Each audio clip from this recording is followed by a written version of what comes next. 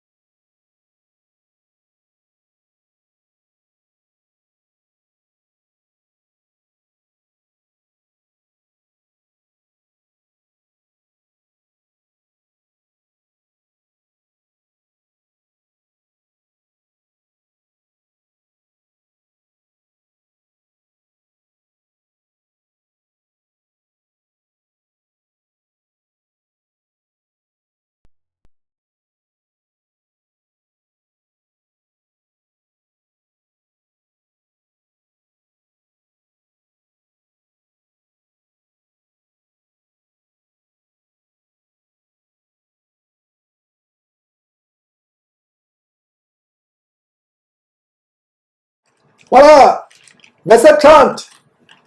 L'homme a vu l'anneau Et le bracelet aux mains de sa sœur.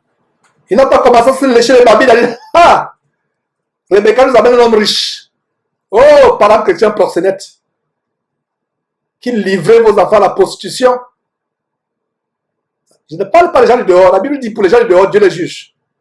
Il y a des gens qui disent que vous jugez derrière Jésus-Christ TV. Allez lire 1 Corinthiens chapitre 5. Nous jugeons les gens du dedans. Nous chrétiens, en fait, ce n'est même pas un jugement. Nous nous secouons nous-mêmes, nous nous réprimandons pour être meilleurs. Pour les chrétiens qui m'ont posé la question, est-ce que la dot est biblique? Commencez à lire à partir du verset 30, vous avez la réponse. N'oubliez pas que c'est le premier mariage de l'histoire de l'humanité. Quand il s'agit des parents qui sont impliqués. Mais le tout premier mariage sans parents de l'humanité, c'est celui d'Adam et Ève au jardin d'Éden. Le deuxième mariage, c'est celui de Rebecca et Isaac.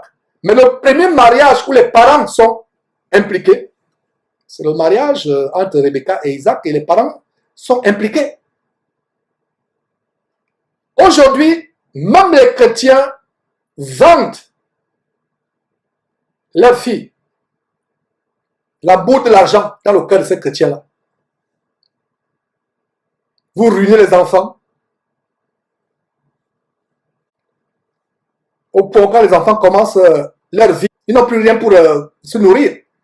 Ils n'ont même plus de l'argent radis pour acheter un kilo de riz ou un pain, une baguette, même si elle est rassis.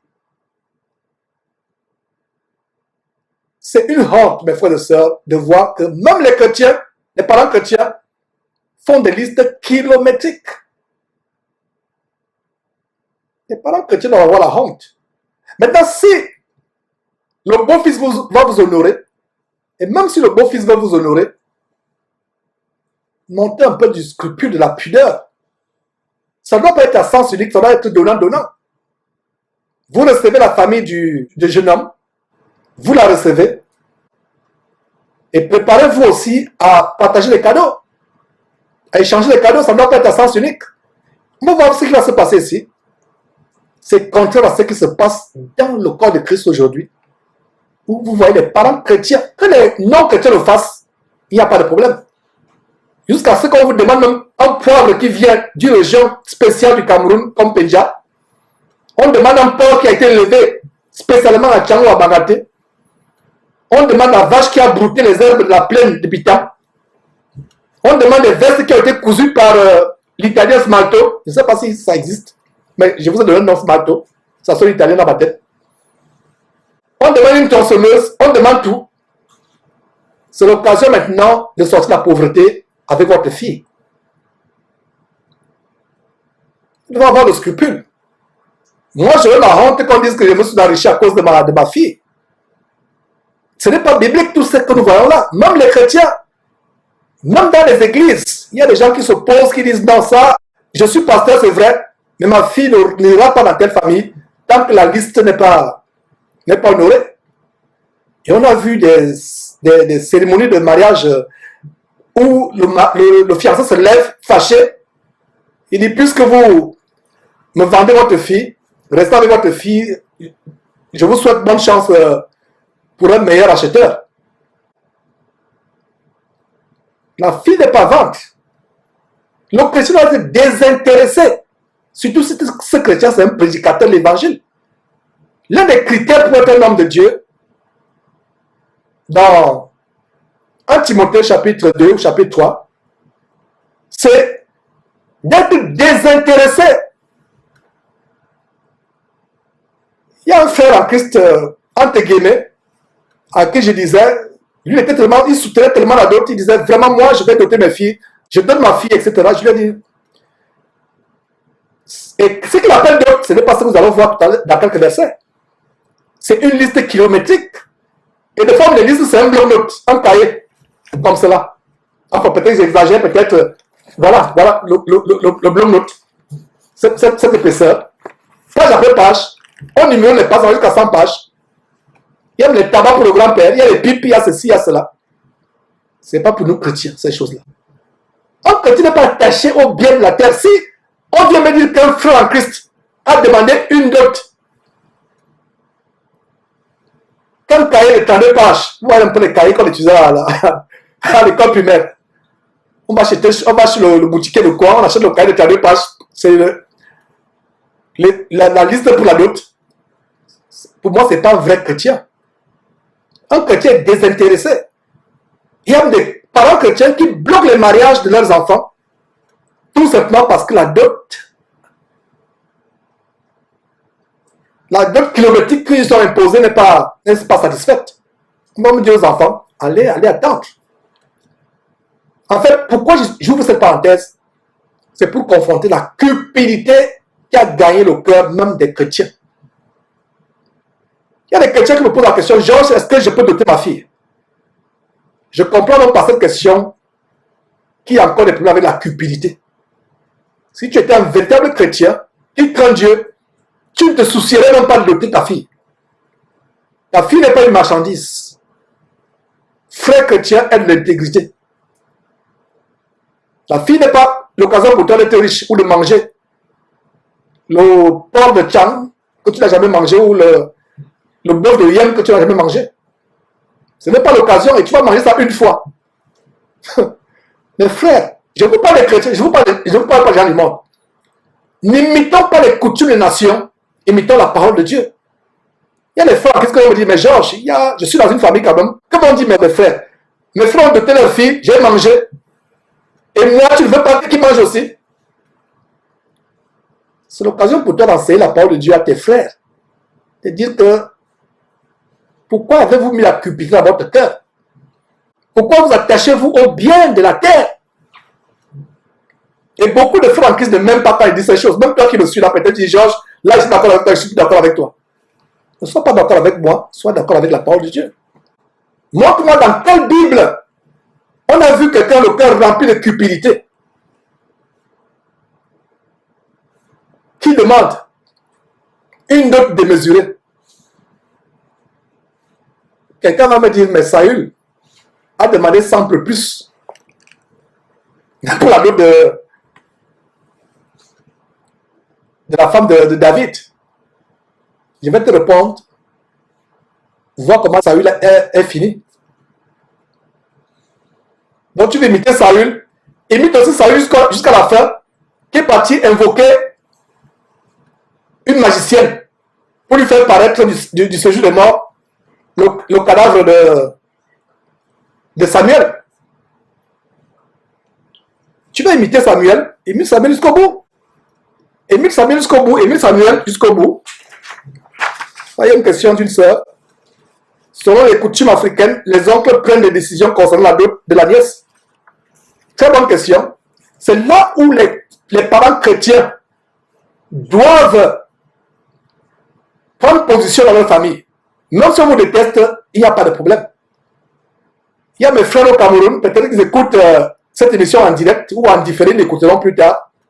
Il dit, chers frères du Cameroun, mes filles ne seront jamais dotées. Je vous le dis déjà clairement. Donc, ne dites pas que j'ai mangé la dot de votre fille. Et si vous allez même à la dot des filles de vos frères, amenez des cadeaux pour qu'ils ne disent pas que vous avez mangé les dots gratuitement. C'est vous qui amenez maintenant les cadeaux. Ma nièce se marie, oh quelle joie qu'elle se marie, amène les cadeaux. Là, ils ne vont pas dire que Georges, tu es venu manger notre cochon de Tchang. Nous, on va manger le cochon de ta fille. Mes filles, si c'est la volonté de Dieu qu'elles se marient, ne seront jamais dotées. Pourquoi? Parce que nous devons montrer aux incroyants notre intégrité dans la parole de Dieu. Et c'est l'occasion pour nous de leur prêcher la parole de Dieu. Dans cette histoire de dot, faites attention. Il y a une question de Clément Oquet. Quelle est la différence entre la dot et la connaissance des parents? Encore cela, c'est la tradition des parents. Nous sommes pas il y a la tradition des hommes. Avec Dieu, frère Clément, nous ne sommes pas là pour imiter les coutumes des hommes. Il y a la présentation, il y a une liste pour la présentation. Comme on dit, allez cogner à la porte. Allez faire cela. La Bible nous dit, nous n'imitons pas les coutumes. La Bible dit, les coutumes des hommes sont vanité. Vanité. Et ce message s'adresse aux parents chrétiens. Ça ne s'adresse pas aux parents non chrétiens. ça ne s'adresse pas aux parents non chrétiens. Je suis en train de secouer les parents chrétiens, nous parents chrétiens. Un parent non chrétien ne peut pas comprendre ce qu'il dit. Il va faire. Beaucoup de personnes qui sont passées par hasard là en Afrique vont fermer, ils vont aller chez le Toto, suivre le power. Ils vont dire que non, ce que le gars enseigne là, non, ça, non, alors suivre un peu de power, alors nous amuser un peu, voir comment les gens tombent à gauche à droite, les jambes écartées. Il y a des chrétiens qui vont là pour se délecter un peu, voir les signes des gens. Chaîne de pornographie spirituelle. Ouais.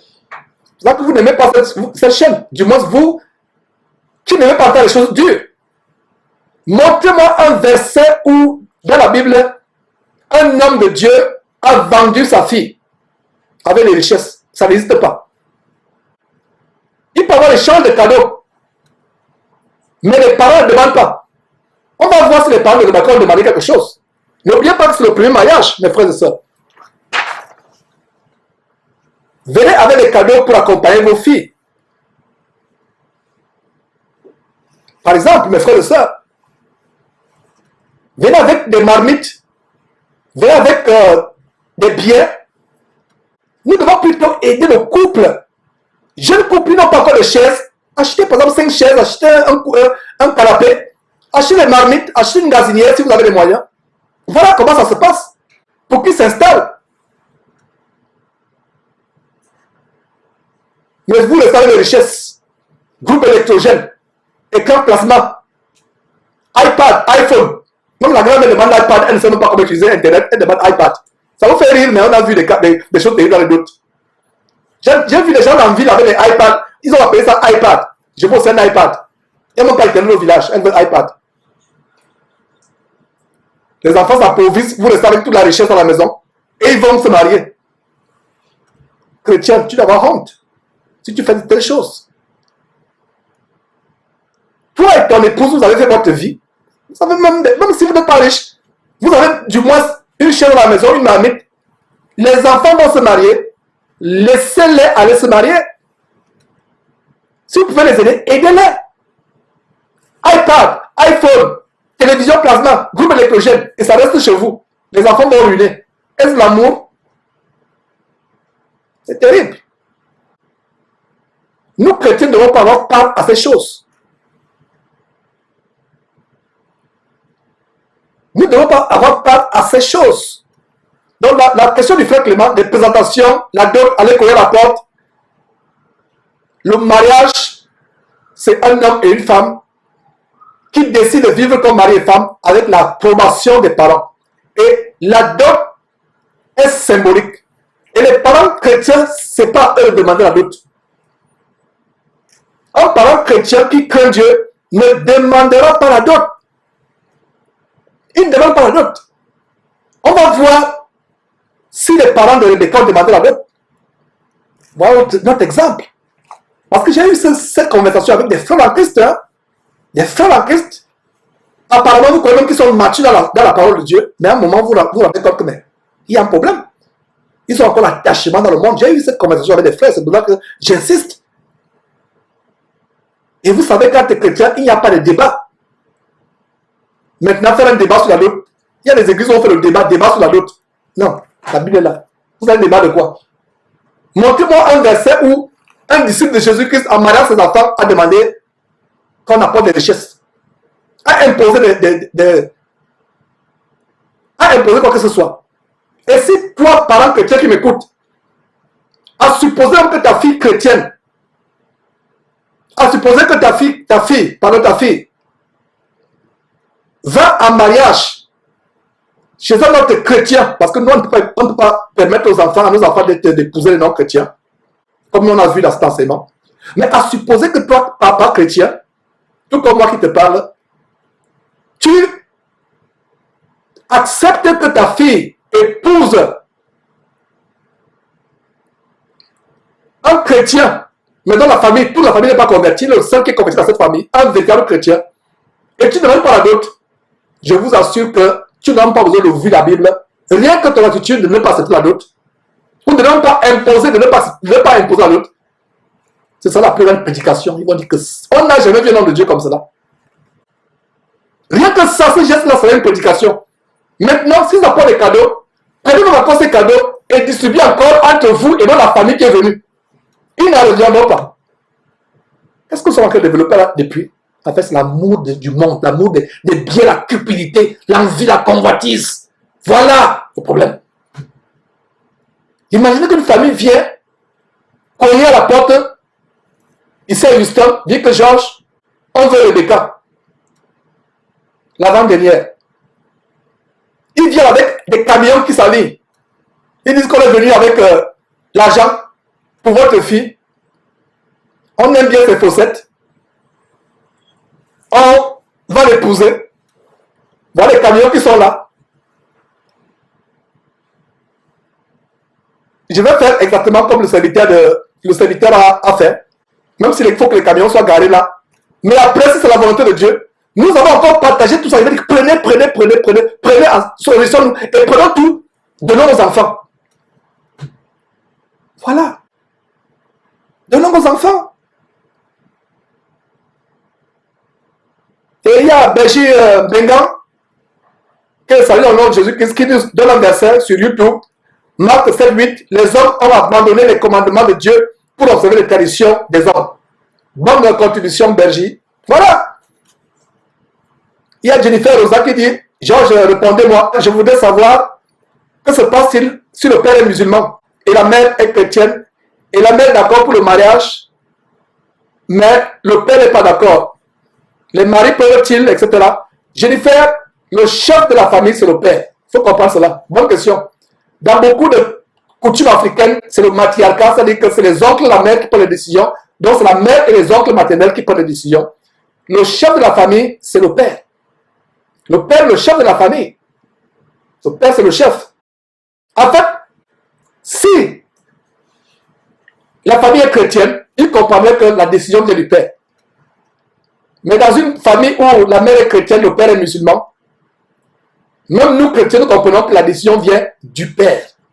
C'est le père, le chef de famille. Et il y a une question aussi que quelqu'un a posée. Georges, tu as dit que le mariage, c'est quand un homme et une femme décident d'être ensemble avec l'accord des parents. Mais si les parents ne donnent pas l'accord, qu'est-ce qu'il faut faire? Voilà une question qui montre que vous n'avez pas bien compris que quand c'est la volonté de Dieu, comprenez très bien ça, vous n'avez pas bien compris ce qu'il y a avant. Première chose, Genèse chapitre 24, verset 12, demandez si c'est la volonté de Dieu.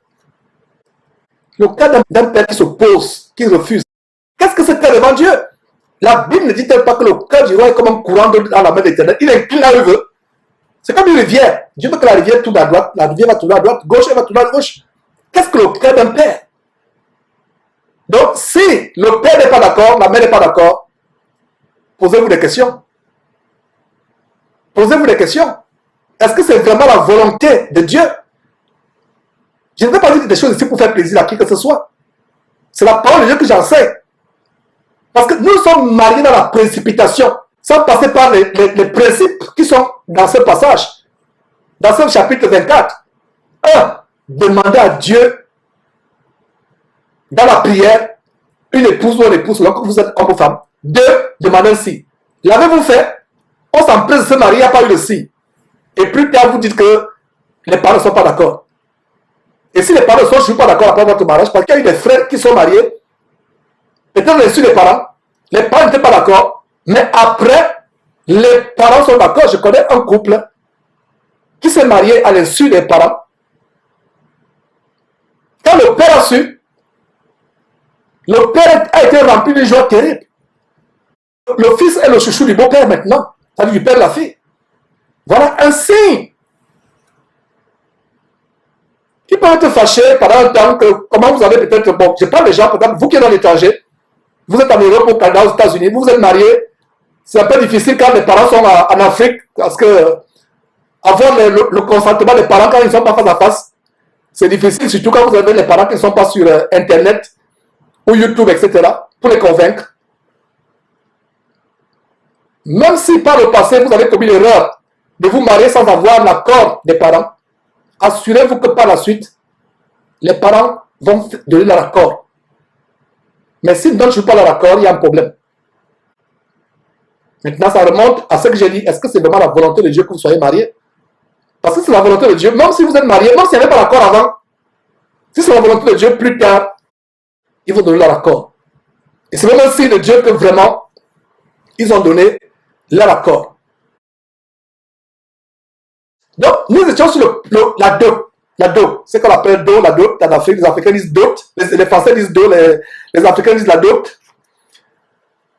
Mes frères, un chrétien véritable ne va pas vendre sa fille. Si les parents du garçon qui viennent épouser, qui viennent prendre votre fille en mariage, amènent 10 conteneurs de vivre le bien, qu'ils soient choqués par votre caractère chrétien.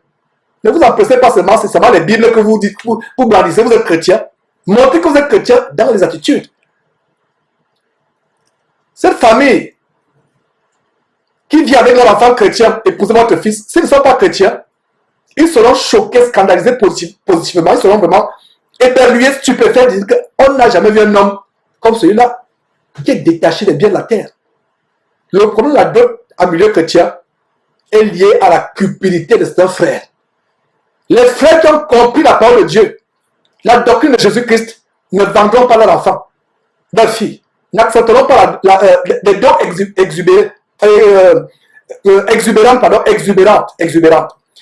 On va voir les parents de Rebecca qui n'ont rien demandé. Vous ne demandez pas.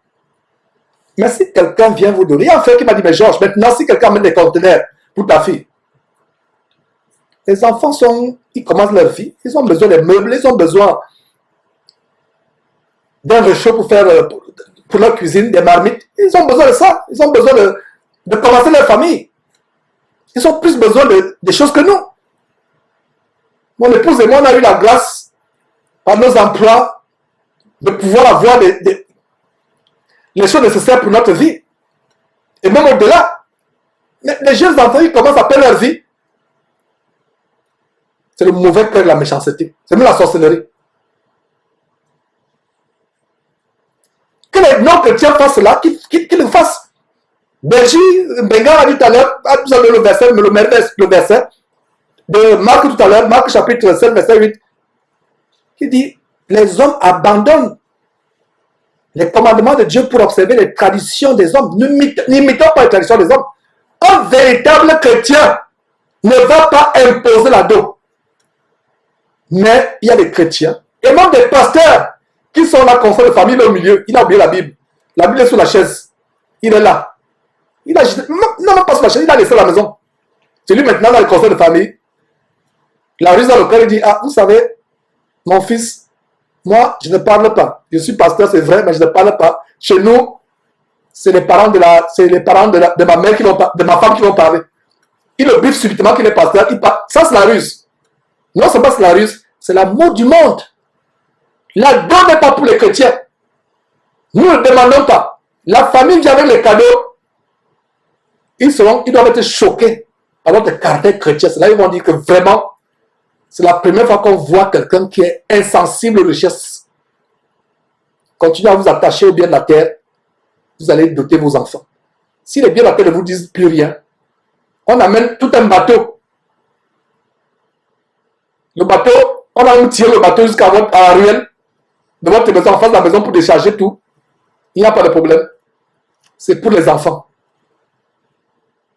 C'est des cadeaux symboliques. Alors on voit les cadeaux symboliques justement qu'on a donné aux parents. Ne dites pas que j'invente. Ne grincez pas les dents en disant que ce gars-là, vraiment, il a que le gâteau de plan. Si tu avais des plans de dos, va vendre ta fille si tu veux. Mais c'est la preuve que tu es encore un chrétien charnel. L'amour du monde, la cupidité dans le cœur. Tu attaches bien la terre, à la poussière. Le cochon qui va se retrouver, le cochon de Baganté, qui va se retrouver 3 jours après dans une fosse septique. Continuons mes frères.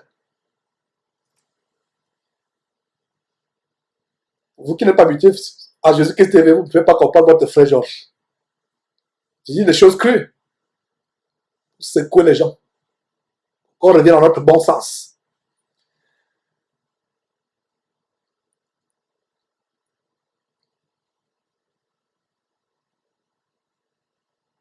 Nous étions à quel verset? Je suis perdu un peu là. Verset 37, c'est ça? Verset 30. Voilà. Donc, Laban avait vu l'anneau. Et Laban avait... On va voir comment Laban va vouloir tricher Jacob. Malgré le fait que Laban avait dans le cœur de vouloir abuser les gens. Mais même là, il comprend que non. Ça, c'est le mariage, ça n'a rien à voir. C'est vrai que plus tard, il y a des gens qui vont me dire, mais Georges, Laban a imposé une terrible dot à Joseph, à Jacob. Pendant 14 ans, Jacob sera à son service. 7 ans pour Rachel, 7 ans pour Léa. Il y a des gens qui vont me dire. Mais plus tard, vous allez voir que Laban avait aussi des gris-gris pour invoquer ses dieux, ses téraphins. Vous avez déjà la réponse, n'est-ce pas? Donc Laban n'était pas dans la volonté de Dieu. Donc n'imitez pas les gens qui ont des téraphins sur lesquels ils invoquent des divinités étrangères. C'est les gens comme ça que vous voulez imiter. Imitez Abraham.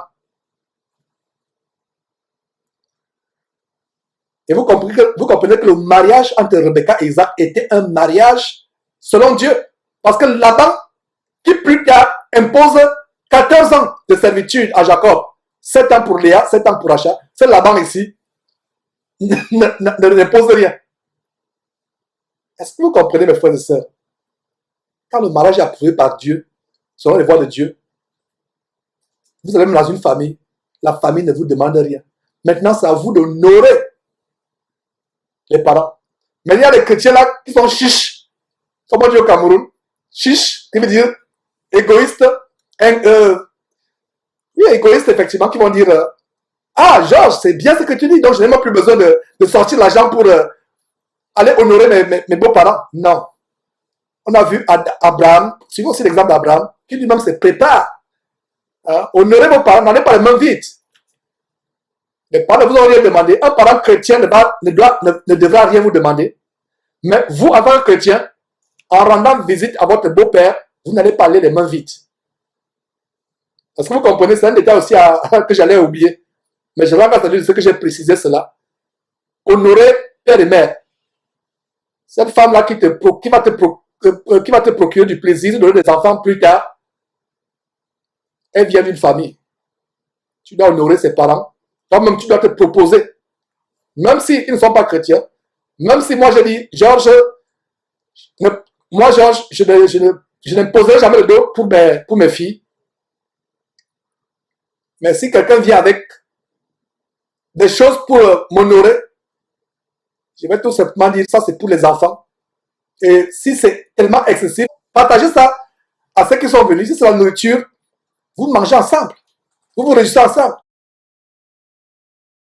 Donc, nous étions sur la dot. La dot, c'est qu'on appelle dot, la dot. En Afrique, les Africains disent dot. Les Français disent dot, les Africains disent la dot.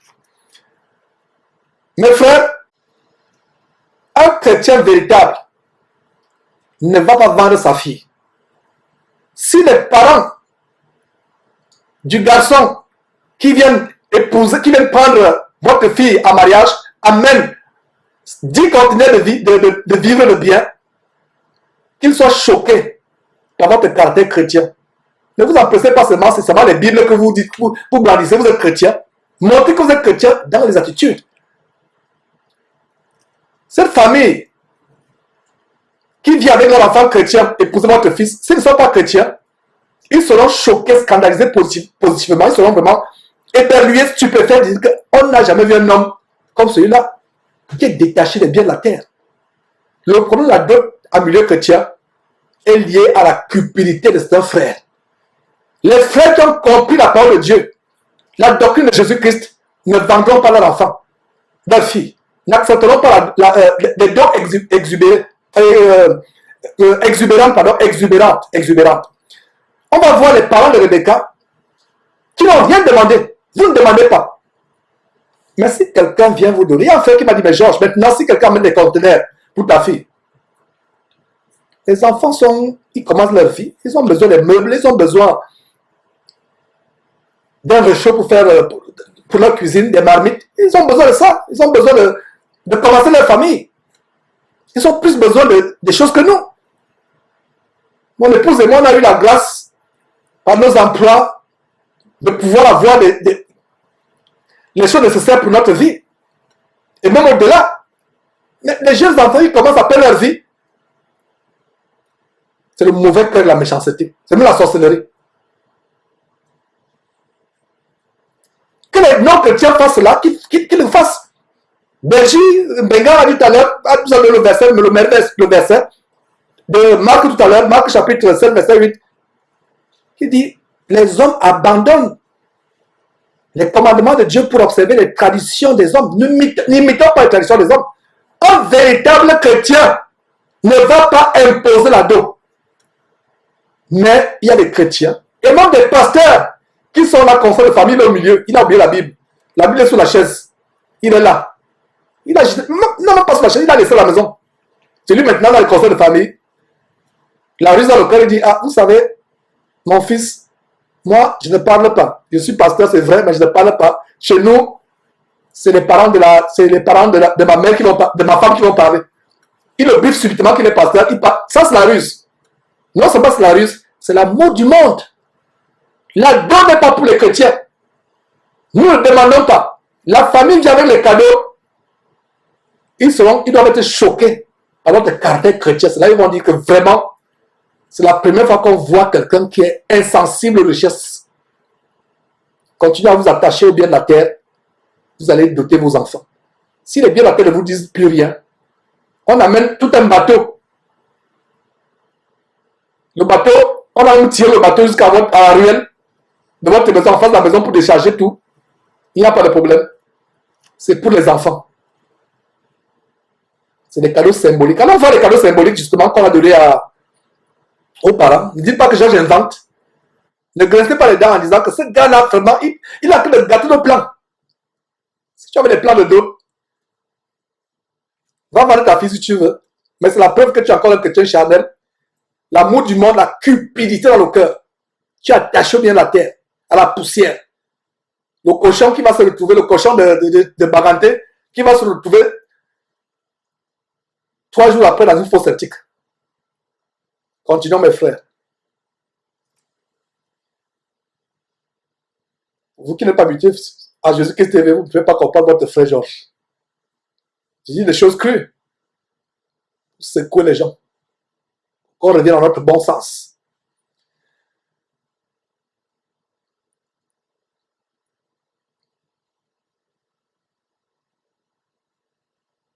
Nous étions à quel verset? Je suis perdu un peu là. Verset 37, c'est ça? Verset 30. Voilà. Donc, Laban avait vu l'anneau. Et Laban avait... On va voir comment Laban va vouloir tricher Jacob. Malgré le fait que Laban avait dans le cœur de vouloir abuser les gens. Mais même là, il comprend que non. Ça, c'est le mariage, ça n'a rien à voir. C'est vrai que plus tard, il y a des gens qui vont me dire, mais Georges, Laban a imposé une terrible dot à Joseph, à Jacob. Pendant 14 ans, Jacob sera à son service. 7 ans pour Rachel, 7 ans pour Léa. Il y a des gens qui vont me dire. Mais plus tard, vous allez voir que Laban avait aussi des gris-gris pour invoquer ses dieux, ses téraphins. Vous avez déjà la réponse, n'est-ce pas? Donc Laban n'était pas dans la volonté de Dieu. Donc n'imitez pas les gens qui ont des téraphins sur lesquels ils invoquent des divinités étrangères. C'est les gens comme ça que vous voulez imiter. Imitez Abraham. Et vous comprenez que le mariage entre Rebecca et Isaac était un mariage selon Dieu. Parce que Laban, qui plus tard impose 14 ans de servitude à Jacob, 7 ans pour Léa, 7 ans pour Rachel, c'est Laban ici, n'impose rien. Est-ce que vous comprenez, mes frères et sœurs? Quand le mariage est approuvé par Dieu, selon les voies de Dieu, vous allez même dans une famille, la famille ne vous demande rien. Maintenant, c'est à vous d'honorer les parents. Mais il y a des chrétiens là qui sont chiches. Comment dire au Cameroun? Chiches, qui veut dire égoïste. Oui, égoïste, effectivement, qui vont dire ah, Georges, c'est bien ce que tu dis, donc je n'ai même plus besoin de sortir l'argent pour aller honorer mes beaux-parents. Non. On a vu Abraham, suivons aussi l'exemple d'Abraham, qui lui-même se prépare. Honorer vos parents, n'allez pas les mains vides. Les parents ne vous ont rien demandé. Un parent chrétien ne devra rien vous demander. Mais vous, en tant que chrétien, en rendant visite à votre beau-père, vous n'allez pas aller les mains vides. Est-ce que vous comprenez? C'est un détail aussi que j'allais oublier. Mais je vais encore dire ce que j'ai précisé cela. Honorer père et mère. Cette femme-là qui va te procurer du plaisir de donner des enfants plus tard, elle vient d'une famille. Tu dois honorer ses parents. Toi-même, tu dois te proposer. Même s'ils ne sont pas chrétiens. Même si moi, je dis, Georges, je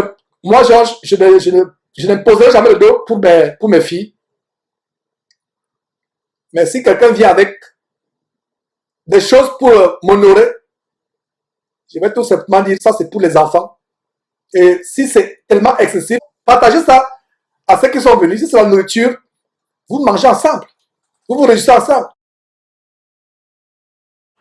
Mes frères et sœurs, il y a même des parents qui mettent le mariage en suspens.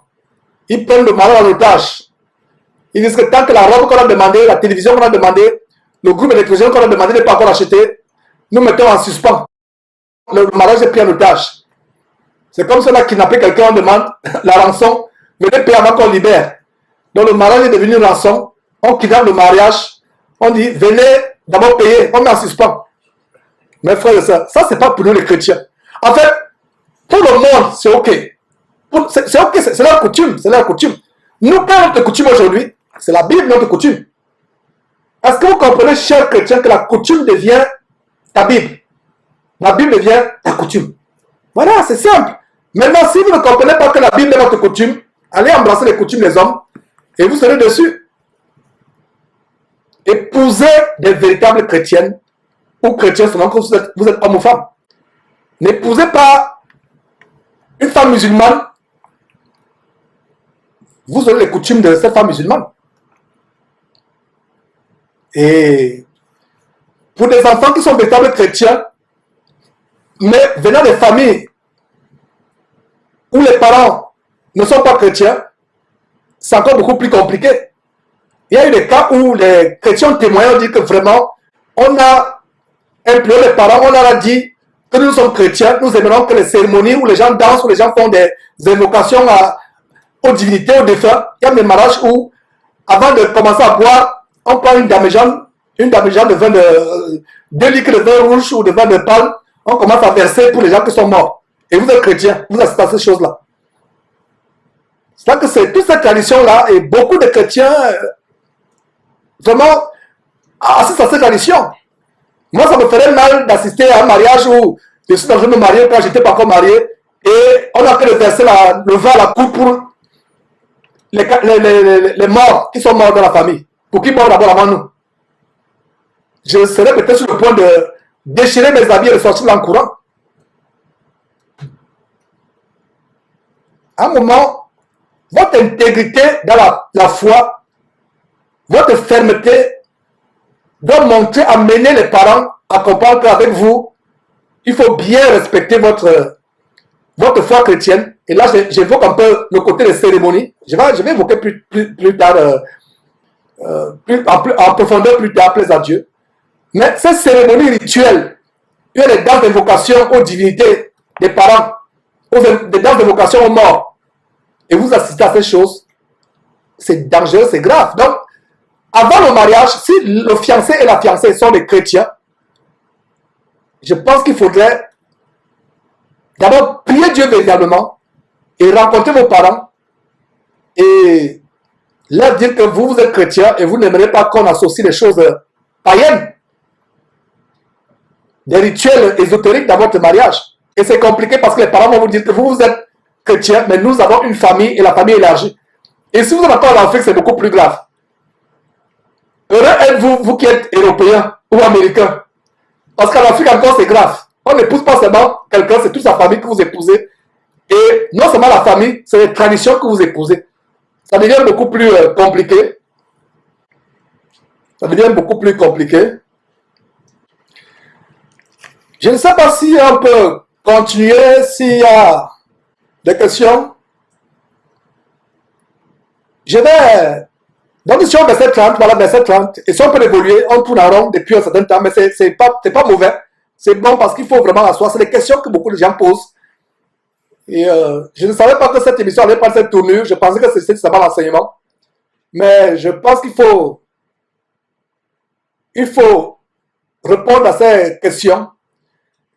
Voilà. Verset 33. Puis, il lui servit à manger et dit, je ne mangerai point avant d'avoir dit ce que j'ai à dire, dit Laban. Verset 34. Alors il dit, je suis serviteur d'Abraham. L'Éternel a comblé de bénédictions mon Seigneur qui est devenu puissant. Ah, c'est un parent chrétien. Ah, il est puissant. Ah, la donne là sera. Ce n'est pas un cahier de 32 pages. C'est un bloc de 400 pages qu'on va amener comme de. Regardez, mes frères et sœurs, je titille notre bon sens de chrétien.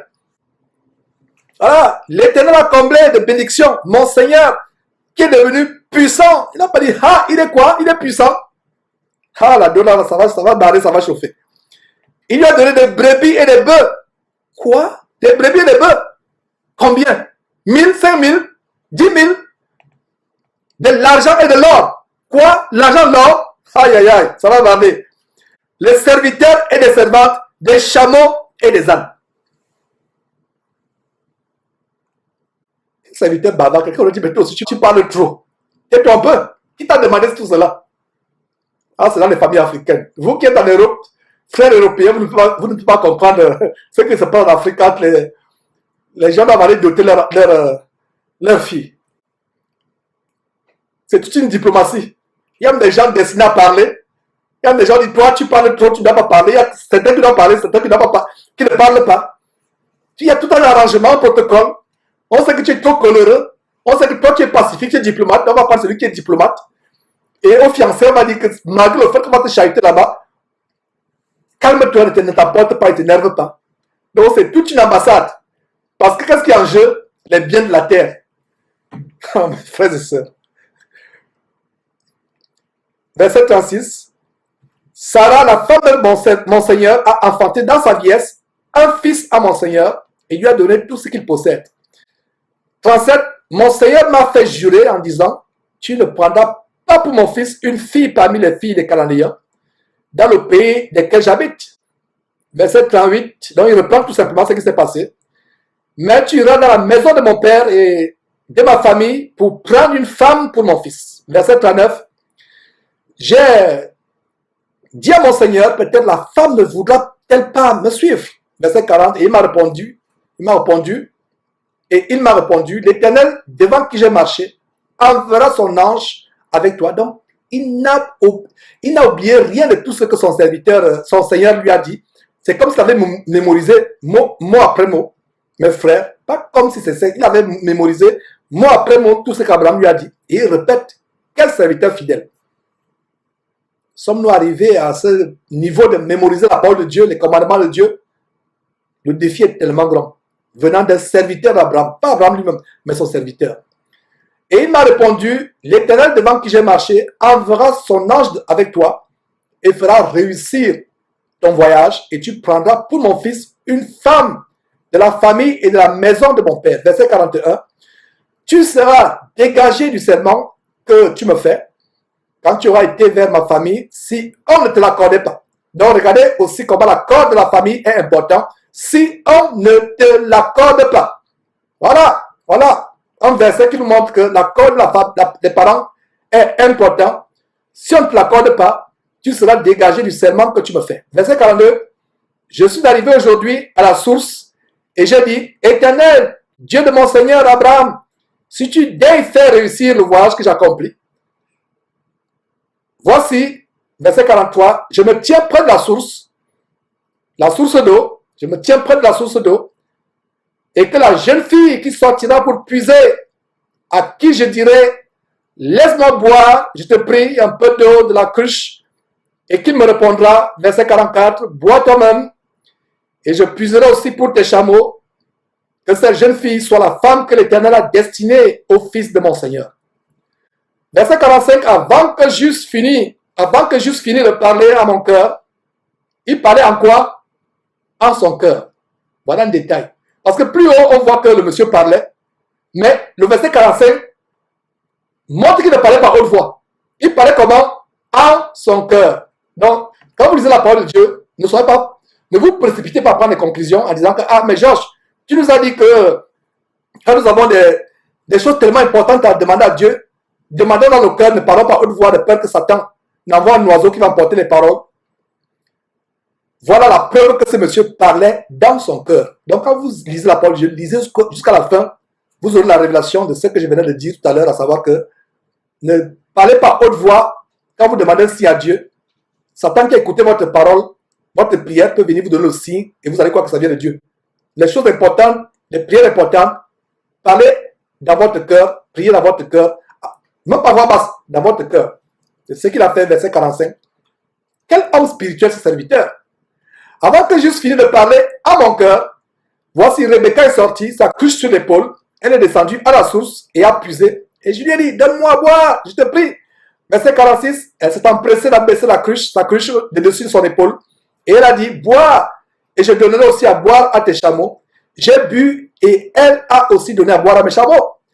Verset 47, je l'ai interrogé, donc c'est la scène encore, nous lisons tout simplement.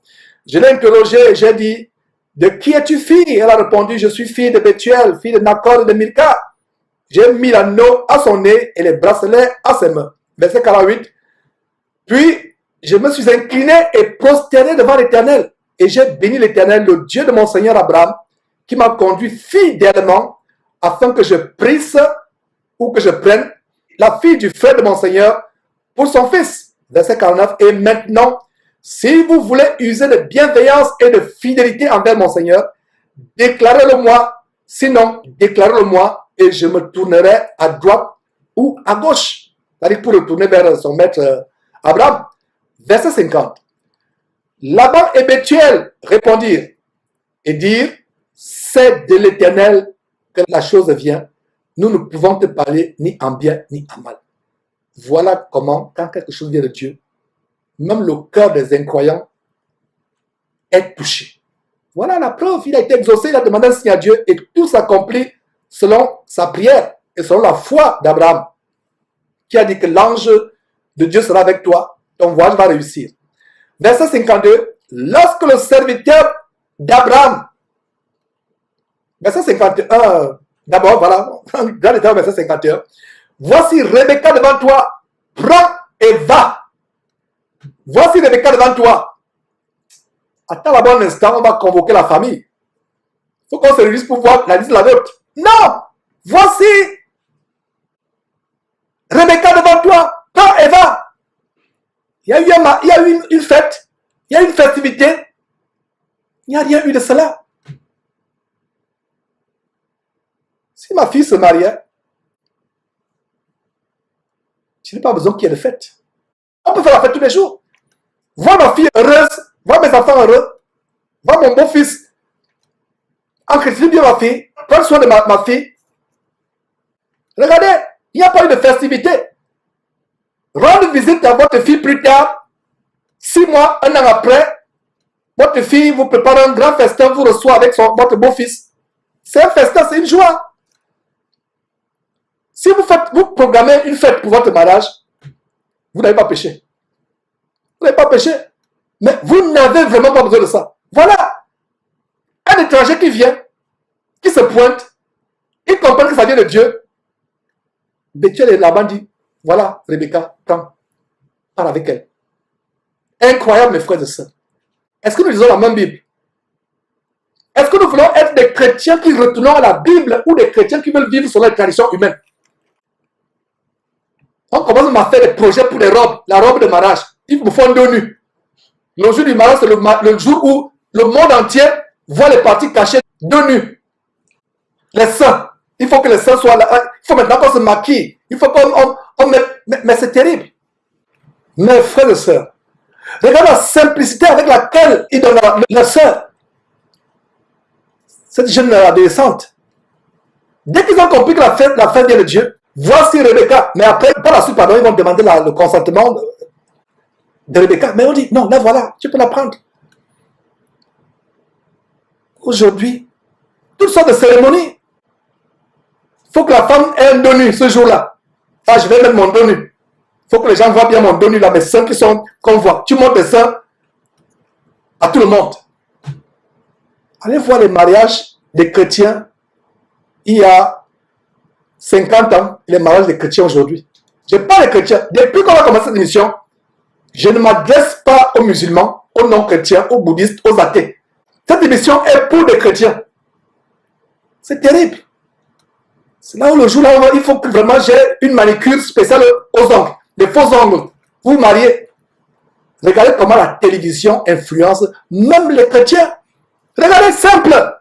Lorsque le serviteur lui a entendu ces paroles, le verset 51 d'abord, voici Rebecca devant toi, prends et va. Prends et va. Quelqu'un vient à des centaines et centaines de kilomètres, vous ne connaissez pas l'étranger, dit prends, va. Et qu'elle soit la femme du fils de ton Seigneur, comme l'Éternel t'a dit. Verset 52. On ne verra pas par la suite, pardon. On ne verra pas par la suite qu'ils ont appelé les gens du quartier, commencé à taper les tam-tams, les balafons ou mettre la musique pour venir manger.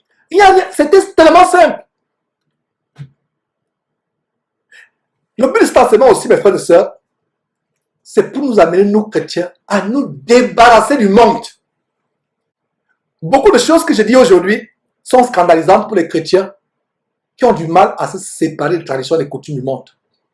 Mais pour un chrétien qui suit la parole de Dieu, il n'y a pas de problème. Regardez, voici Rebecca devant toi. Le premier mariage de l'humanité qui implique les familles. Voilà comment il se passe.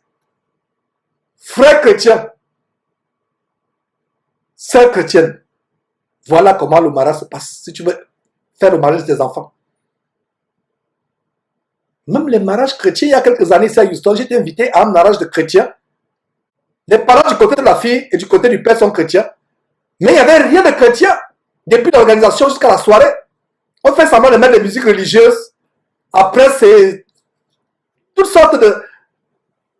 permettez-moi l'expression de saloperie. Musicales et autres.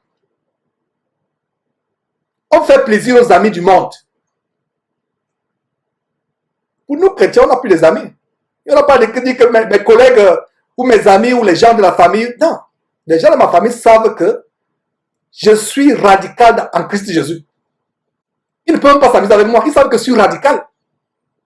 Même au décès de ma mère il y a quelques mois, environ 6 mois quand ma mère est décédée, j'ai eu une confrontation avec ma soeur, mais elle a compris que ce frère-là, lui, c'est un vendu à Jésus-Christ. Le cercle doit être ceci, la robe doit être cela, il faut y ait un chapeau. Je lui ai fait un cours biblique ce jour-là. Elle a regretté de m'avoir appelé. On a fait ceci. La banderole doit être... On parle aujourd'hui de dons. Les adieux plus tard, on parlera aussi des funérailles des chrétiens. Il faut une banderole. Il faut ceci, il faut cela. Le tape à l'œil. Un chrétien ne fait pas le tape à l'œil. Même les musulmans nous dépassent. Quand tu meurs, c'est fini. Tu meurs, c'est fini. Qu'est-ce qu'il y a? Moi, Georges, parmi l'équipe de Jésus qui est avec qui actuellement au studio, il y a mon épouse qui est à côté, qui entend, qui suit depuis le studio. Si c'est moi qui la dévance, il n'y a pas cette cérémonie-là. Il n'y a rien. C'est tout. Même avec un grand enveloppe, c'est fini. Ce que j'attends le retour de Jésus-Christ. La veste là, elle ne sera pas sur mon corps. Ma chère épouse, tu es au studio, tu m'entends. Non, pas de veste. Emballé avec un drap, on t'enterre, c'est fini. Quelqu'un a fait ceci, quelqu'un a fait cela, toutes sortes. Et il faut d'abord que je mette mes parents en garde. Il ne faut pas que ma femme, si c'est moi qui la dévance, si c'est moi qui la dévance, tant que Jésus-Christ, si Jésus-Christ ne devient pas chrétien, si c'est moi qui la dévance, comme la femme va souffrir. C'est pour ça que ces choses, c'est mieux de mettre ça par écrit, que ne tentez pas d'embêter mon épouse si c'est moi qui la précède. Ne l'embêtez pas. Les traditions, ceci, traditions, cela. On m'a dit que c'était un homme important. Hein, c'était une maman importante, on ne va pas faire quand même, sachant ma mère, on va dire que c'était une maman importante. On ne va pas faire un deuil comme si c'était, n'est-ce pas, n'importe qui. Attends, vous voyez la vanité. Et j'ai des parents qui sont, j'ai des frères qui sont chrétiens. Ils étaient impliqués à fond la caisse, comme on dit, dans ce deuil. Ils me suivent depuis le Cameroun. Ils savent que je ne badine pas quand il s'agit de ma foi chrétienne. Puissais-je vous communiquer mon radicalisme? C'est pour ça qu'on dit que le gars là, c'est Al-Qaïda pour Christ. Un Al-Qaïda chrétien. Oui, dites tout ce que vous voulez. Al-Qaïda chrétien. Daesh chrétien. Je préfère être intègre. Tout ce que nous développons là, nous prenons des années et des années pour développer cela. En fait, c'est quoi? Le chrétien aime le monde. Le m'as-tu vu? Regardez le deuil, il y a une photo sur YouTube où quelqu'un a un deuil. Ses mains ont peut-être 5 ou 10 plats. Il a des plats, alors les plats remplis. Et quelqu'un a mis une photo, quelqu'un a mis un commentaire en disant que voilà à quoi ressemble quelqu'un qui va au deuil d'une personne qui est morte lui devant l'argent. Les deuils, c'est l'occasion de festoyer, l'occasion de toutes sortes d'extravagances. Le Saint-Esprit m'amène avec beaucoup de simplicité de vous exposer ces choses. Beaucoup de personnes vivent ces choses dans les familles. Si c'était que moi, ma mère aurait été enterrée selon le standard que j'ai enseigné, je lui ai enseigné avant qu'elle meure. La simplicité, la vie n'est rien. La plus grande chose qui va nous arriver, c'est quand nous ressusciterons des morts et aller à la rencontre de Jésus dans les airs, ayant revêtu un nouveau corps. Ce nouveau corps-là, aucun costume, aucune robe de fête. C'est même un blasphème de vouloir comparer avec la gloire du corps qu'on aura. Voilà ce à quoi nous languissons. On vous enterre avec les lingots d'or. D'autres on enterre avec les chaînes, les bijoux, les trucs. D'autres on crée des chambres. Je m'adresse aux chrétiens. Les chrétiens doivent se débarrasser de l'amour du monde. Des choses de la terre. Nous parlons de la deuil aujourd'hui, c'est aussi le deuil. Tout sont des extravagances. Et j'ai des parents chrétiens, mes petits frères, grands frères, grandes sœurs, petites sœurs, sont des chrétiens qui vont dimanche dans leurs assemblées. Mais quand il s'agit de faire des choses, c'est le monde qu'on imite. Il y a un problème. N'imitons pas le monde. Ne vivons pas sur les coutumes du monde. C'est ça qu'on trouve que le gars là, il est bizarre. Qu'est-ce qu'il nous enseigne? Il nous enseigne un évangile nouveau. À partir d'aujourd'hui, chrétien, n'aimez pas les choses du monde. La personne qui est morte est morte. Tout ça, c'est le match vu. Ah, notre fils était quand même un docteur aux États-Unis. On ne va pas l'enterrer n'importe comment. La simplicité. Comment a-t-on enterré le Fils de Dieu après sa mort? Le savez-vous? Emballé dans quoi? Son corps inerte est recouvert en quoi? Un linceul blanc. Linceul, il n'y avait pas une caisse. Il n'y avait rien. Maintenant, si vous voulez votre cercueil, est-ce que vous avez péché? Si vous, d'avance, vous écrivez vos dernières volontés, un beau cercueil en zinc ou en bronze ou en cuivre ou en or, ce n'est que la manifestation de l'amour du monde. Vous n'avez pas compris que rien, cette terre-là. Le meilleur cercueil en bois qui plus tard sera rongé par les vers. C'est la demeure des vers de terre. Même si vous mettez comme les gens de plus en plus, le caveau est bétonné, cimenté, vous ne pouvez pas mettre ça à l'abri des eaux de pluie. Ils vont s'infiltrer, il y a la poussière. Vous ne pouvez pas mettre à l'abri. Même si vous savez comment à un moment, il peut y avoir un éboulement de terre plus tard. Un éboulement de terre peut faire que même ce caveau que vous avez fait s'ouvre. Et même le ciment. Regardez des maisons, même une maison que vous construisez une maison en béton. À un moment, il y a des fissures, je ne sais pas comment on dit, en anglais on dit crack. Des fissures au mur. Même le caveau que vous avez enterré, la personne est en béton armé, il y aura des fissures. Ces fissures, l'eau va entrer. Et si l'eau commence à entrer, l'eau va entraîner la terre, la boue et tout, et tout.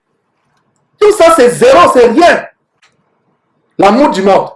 Regardez, verset 51, on dit, voici Rebecca devant toi, prends Eva. Qu'elle soit la femme du fils de ton Seigneur. Il n'y a pas eu de bombance. Il n'y a pas eu de fête. On n'a pas festoyé. Soyons simples. Si c'est la volonté de Dieu que mes enfants se marient,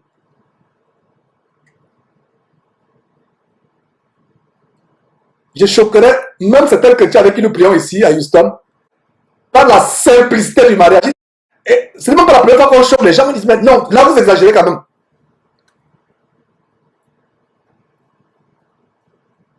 Parce qu'on disait que mon épouse, j'aimerais que c'est elle-même qui couse la robe de ce jour-là. Et si c'est elle qui doit couvrir sa robe, elle n'est pas une couturière professionnelle, donc imaginez-vous la robe simple que la fille aura ce jour-là. Mais mes frères, le monde passe. Maintenant, vous qui avez fait les mariages mimling, les mariages tabalés, c'est où maintenant? Vous avez dit que genre, c'est toujours sur Facebook, les gens peuvent venir voir et on se vante. Continuons. Verset 52. Lorsque le serviteur d'Abraham eut entendu la parole, il dit, merci Laban, merci Bethuel. C'est ça que vous lisez? C'est ça qu'il a dit? Non. Il ne remercie pas Bethuel, il ne remercie pas Rebecca, il ne remercie pas Laban. Il remercie qui? Dieu. Cet homme-là, vraiment, mes frères et sœurs, en préparant cette émission, je ne savais pas à quel point un serviteur pouvait nous faire honte, nous chrétiens.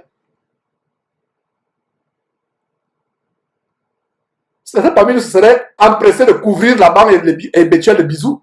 Oh, merci, merci, merci, merci, merci, merci. Non. Il ne regarde pas Laban, il ne regarde pas Bethuel. Je regardais la télévision, pas la télévision, une vidéo sur YouTube il y a quelques jours, où le président des États-Unis, Donald Trump, signait une loi contre la drogue. Et il y avait une personne, une jeune femme nord-américaine, qui a été invitée à la Maison Blanche. Elle ne pensait pas que de sa vie, elle pouvait être à la Maison Blanche. Elle a été libérée de l'accoutumance à cette drogue terrible. Le nom importe peu. On me dit du côté de la régie que c'est opioïde, effectivement. Opioïde.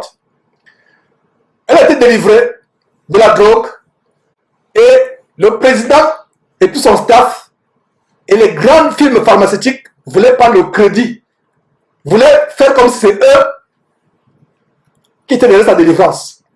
La femme est venue, elle a commencé par remercier Dieu qui l'a délivré de l'accoutumance de cette drogue. Elle a fini et à la fin, le président est venu l'interrompre. On l'a poussé, on l'a mis à côté. Le président est venu l'interrompre très diplomatiquement. À même pas que ça m'a affligé de voir comment on stoppe une femme à la Maison Blanche qui rend grâce à Dieu. Ce n'était que Dieu. Elle n'a même pas dit merci au président.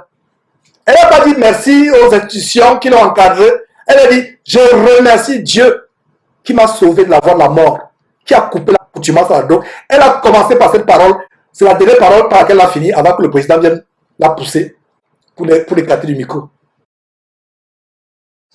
J'ai vu des choses venant des hommes politiques. Mais ça m'a... J'ai dit, voilà, cette femme-là, elle n'a pas été impressionnée par la Maison Blanche. Elle est allée dire au monde entier, et on suivait ça en direct. Il y a des élections dans quelques semaines, donc tout ce qui concerne Donald Trump, c'est presque toute l'Amérique qui suit. Donc toute l'Amérique la suivait, je la suivais, c'était en live. Elle est venue rendre grâce à Dieu publiquement. Toutes les télévisions américaines et même du monde transmettaient cela en direct. J'aime la chair de plomb, moi, je vous parle de ça. Elle est venue dire merci devant les grands de la terre. Dieu m'a sauvé de ça. Plus tard, Donald Trump était obligé de mentionner aussi Dieu à la suite de son discours. Je fais la parenthèse. Il n'y a pas de politique derrière Jésus-Christ TV. Mes frères, voilà un homme, un serviteur. De qui a-t-il appris cela? Il ne s'agit pas d'Abraham ici, il s'agit de son serviteur. Voilà un homme qui a vu comment chaque fois qu'Abraham recevait une bénédiction, première chose, merci Seigneur. Rendons grâce à Dieu pour toutes choses. C'est à notre égard la volonté de Dieu en Jésus-Christ. Première personne à remercier quand vous avez une bénédiction, une délivrance, un miracle, Dieu.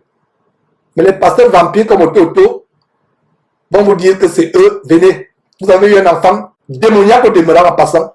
Il vous dit venez, dire merci après avec des enveloppes. Incroyable. Et vous continuez à aller dans ces abattoirs spirituels, dans ces mouroirs qui mènent en enfer. Verset 52. Lorsque le serviteur d'Abraham eut entendu leur parole, il ne dit pas merci à Laban. Qu'est-ce qu'il dit? Il se procéda en terre devant l'Éternel. Voilà, il dit merci à l'Éternel. Verset 53. Jusqu'à ce niveau, on ne lui a rien demandé. Le verset 51, la décision est déjà prise. Voilà notre fille, amène-la. Maintenant, c'est le serviteur lui-même qui sort les objets d'argent, des objets d'or et des vêtements qu'il donna à Rebecca. Il donna à qui? À Rebecca. Oh, parents chrétiens. Si d'autres y a, c'est pour les gens qui se marient. Parce que quand Rebecca devait aller avec ses objets, ça devait être les objets pour son ménage, son foyer avec Isaac. Regardez les détails. Il donna à qui? À Rebecca. Il y a des familles où on ruine le fiancé. Ils partent, on ne leur donne rien, même pas une aiguille. Honte à vous chrétiens qui continuent à faire ces choses. Voilà comment il sort des choses. Il donne d'abord à qui? À Rebecca. Il fit aussi de riches présents à son frère et à sa mère. De riches présents. On lui a demandé quelque chose? Non. Je vous pose une question, vous qui me suivez. S'il n'avait pas donné ces choses, ça aurait causé un problème à leur mariage? Non, puisque au verset 51, il avait déjà dit. Voilà, prends et va. Donc ça veut dire que la mère et le frère sont même surpris. Ils sont surpris. Ils ne s'attendaient pas à voir tout cela. Mais qu'est-ce qu'ils ont fait aux serviteurs la veille? Ils ont logé ces chameaux, les serviteurs. Là, on leur a mangé, là, on leur a donné de l'eau pour se laver. Mes frères,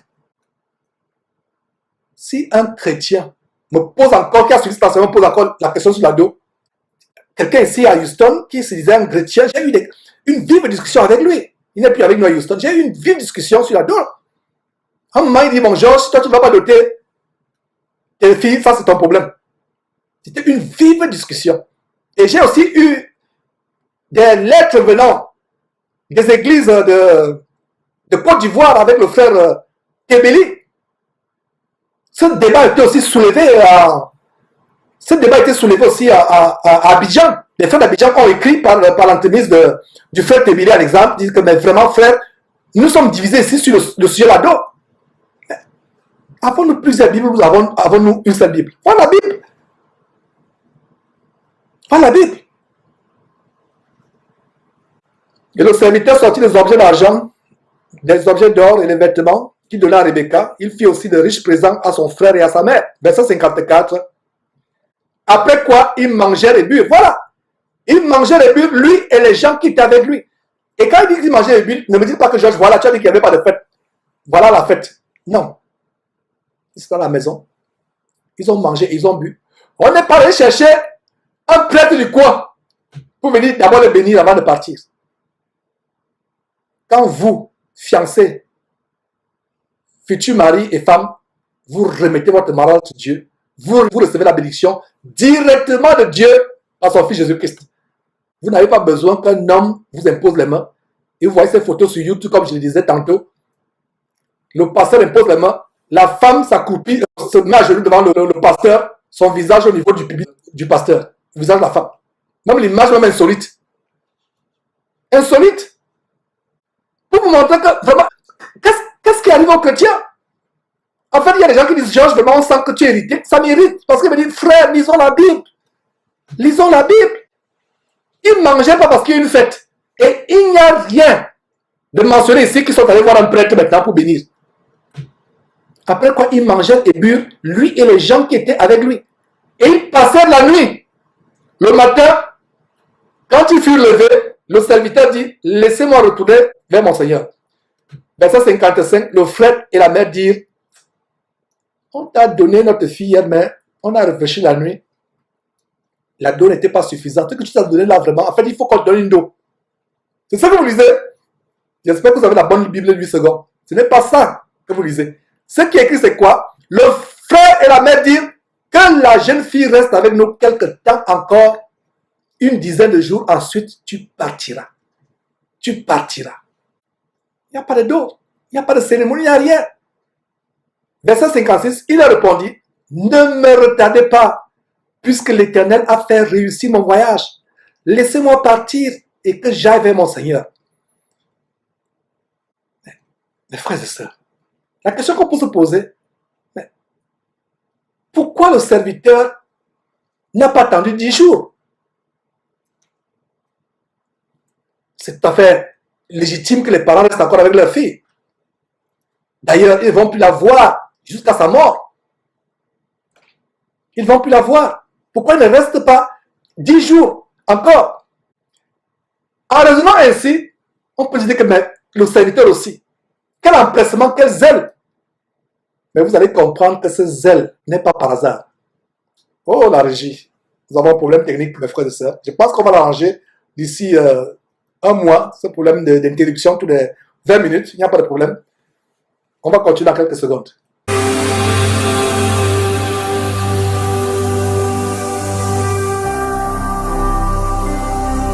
Jésus-Christ TV, vous connaîtrez la vérité et la vérité vous affranchira.